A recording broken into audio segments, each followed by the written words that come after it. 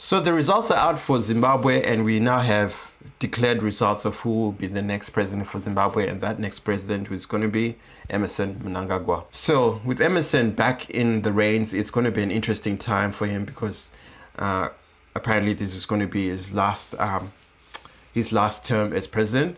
So he's going to have a real big decision and a big term to kind of give himself a positive legacy for the country of Zimbabwe. So it'll be interesting to see what he does over the next term. One of the key challenges that Zimbabwe faces is going to be inflation and getting the economy to recover. And this has been an ongoing problem ever since Mugabe, and it's been a problem that is carried on even into Mnangagwa's tenure as president. So the key headwinds for Mnangagwa, I think, are going to be not just the inflation and the economy, but other factors that are going to play a part in terms of how the economy performs. One of the key issues that is going to be on the forefront is going to be climate change. Particularly, this next few years is going to be an El Nino cycle in the climate patterns, which means generally for Southern Africa will mean drier conditions.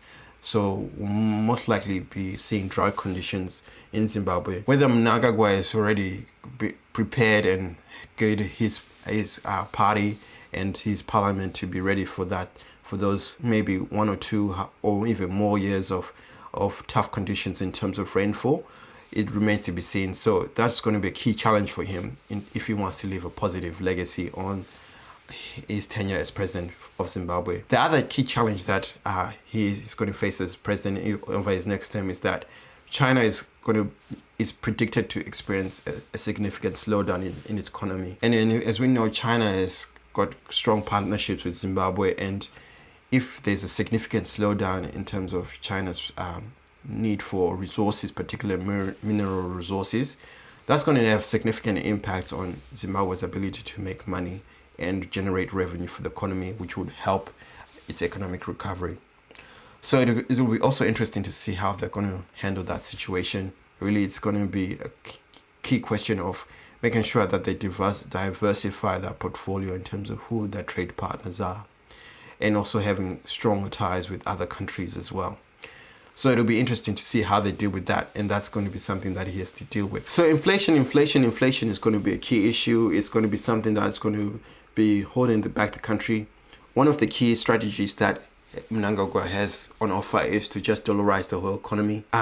That's for him, that might be something that is practically useful as a tool, but whether that will be politically savvy on his end is something that he and his party need to decide, because it means that they cede the sovereignty of the currency of the country to the US, which would be probably the main currency that they use for exchange, which means that they'll have no control over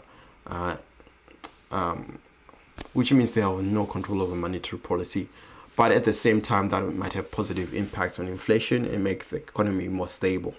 So it's going to be interesting if it decides to go on this pathway of dollarizing the economy, and seeing in the hopes that it would leave a positive ramp for the next person who will come into as president after his term as president finishes over the next period of years. So we'll see what happens for Zimbabwe.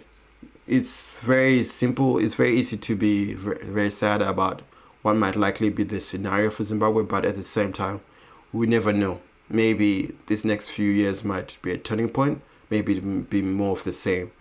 But I hope all the best for all Zimbabweans, and we'll see how these next few years go for Zimbabwe. So guys, if you like this content, make sure to subscribe down below to Coffee Economics. My name is Abe. I hope you enjoyed this, and I'll see you guys in my next video. Bye.